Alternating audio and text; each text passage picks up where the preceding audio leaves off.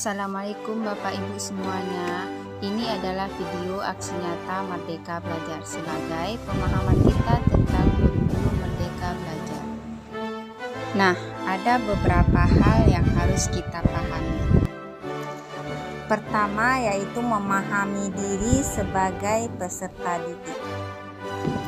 Menurut Ki Hajar Dewantara, manusia merdeka itu adalah manusia yang hidupnya bersandar pada kekuatan sendiri, baik lahir maupun batin, dan tidak tergantung pada orang lain. Ki Hajar Dewantara juga mengatakan bahwa pendidikan itu menuntun segala kekuatan kodrat yang ada pada anak-anak, agar mereka dapat mencapai keselamatan dan kebahagiaan yang setinggi-tingginya, baik sebagai manusia maupun sebagai anggota masyarakat. Jadi, pendidik itu menuntun tumbuh atau hidupnya kekuatan kodrat yang ada pada anak-anak, agar anak-anak tersebut dapat memperbaiki lakunya, bukan dasarnya. Nah, hidup dan tumbuhnya kekuatan dari kodrat anak-anak tersebut. Ini semua menurut pendapat dari Ki Hajar Dewantara. Kedua, memahami diri sebagai pendidik. Mengutip pendapat dari Ki Hajar Dewantara, memberi ilmu demi kecakapan hidup anak dalam usaha mempersiapkannya untuk segala kepentingan hidup manusia, baik dalam hidup bermasyarakat maupun hidup berbudaya dalam arti seluas-luasnya. Ki Hajar Dewantara juga mengatakan menyamakan mendidik anak dengan mendidik masyarakat, bahwa kehidupan kita saat ini adalah buah dari pendidikan kita yang kita terima saat kita masih anak-anak. Harapan kita boleh setinggi-tingginya, karena murid-murid akan menjadi dewasa, menjadi bagian atau bahkan memimpin masyarakat. Pada akhirnya akan membentuk kebudayaan kita di masa depan.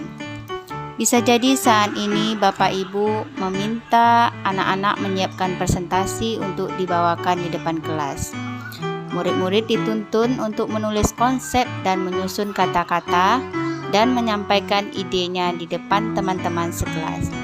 Beberapa tahun ke depan, mereka akan tampil berbicara di depan audiens, di depan masyarakat, memberikan penyuluhan, atau bahkan berbicara konversi tingkat nasional mewakili negara ini.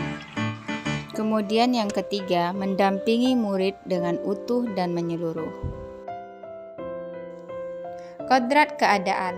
Pendidikan bergerak dinamis, menyesuaikan keadaan yang terus bergerak begitu cepat. Sebagai guru, perlu mengantisipasi dan membaca arah perubahan tersebut. Contohnya, guru yang sudah terbiasa menyampaikan materi dengan metode ceramah membuat murid memiliki kompetensi yang tidak relevan dan sesuai dengan keterampilan abad ke-21, yaitu yang berpikir kritis, kreatif, komunikasi, dan kolaborasi. Kodrat alam. Setiap murid dilahirkan dengan kodrat alam yang berbeda-beda. Ada yang tinggal di perkotaan, pedesaan, pantai, gunung, dan lain-lain. Kita sebagai guru harus memahami kodrat alam masing-masing murid dan bagaimana memberikan pengalaman-pengalaman belajar sesuai di mana mereka tinggal. Contohnya, anak yang tinggal di pesisir, guru harus mampu menuntun pembelajaran tentang ekosistem laut dan membuat penelitian bersama bagaimana cara menjaga lautnya. Kodrat zaman. Perubahan zaman merupakan keniscayaan yang tidak bisa kita cegah. Zaman berubah, cara mendidik dan mengajar pun menyesuaikan demi murid-murid kita. Perubahan zaman akan berpengaruh terhadap cara kita mendidik dan mengajar anak. Contohnya, azas trikon, yaitu kontinu, konvergen, dan konsentris. Kontinu. Pendidik menuntun murid dengan perencanaan dan pengembangan secara berkesinambungan. menyatu dengan alam masyarakat Indonesia untuk mewariskan peradaban. Konvergen. Pendidik menuntun siswa dengan pemikiran terbuka terhadap segala sumber belajar, mengambil praktik-praktik baik dari kebudayaan lain dan menjadikan kebudayaan kita bagian dari alam universal. Konsentris. Pendidik menuntun siswa dengan kepribadian, karakter, dan budaya. Asas Trikon dianggap menjadi jawaban yang tepat menuju pembelajaran yang berpihak kepada murid. Dengan Trikon, kontinu, konvergen, dan konsentris, guru dapat merancang pembelajaran yang berkelanjutan, terbuka, dan berdasarkan kebudayaan bangsa. Bagaimana menerapkan pembelajaran bermakna bagi murid berdasarkan asas Trikon? Pertama, kontinu. Pengembangan yang secara berkesinambungan dilakukan terus-menerus dengan perencanaan yang baik. Proses pembelajaran sejatinya tidak pernah putus. Usaha sadar dan menikmati setiap proses belajar karena dilakukan dengan sukarela. Contoh, guru dapat mengajak murid berkegiatan di halaman dan lingkungan sekitar sekolah. Kemudian guru meminta murid untuk mengamati dan memberikan beberapa pertanyaan pemantik diskusi. Harapan jawaban murid menceritakan pengalaman di lingkungan rumahnya masing-masing.